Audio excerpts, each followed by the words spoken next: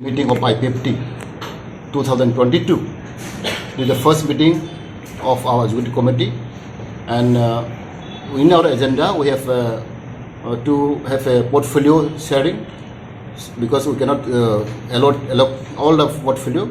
Today allocation will be given to each and everybody, who will be the vice president, who will be the finance secretary, who will be spokesperson. All these things will be discussed.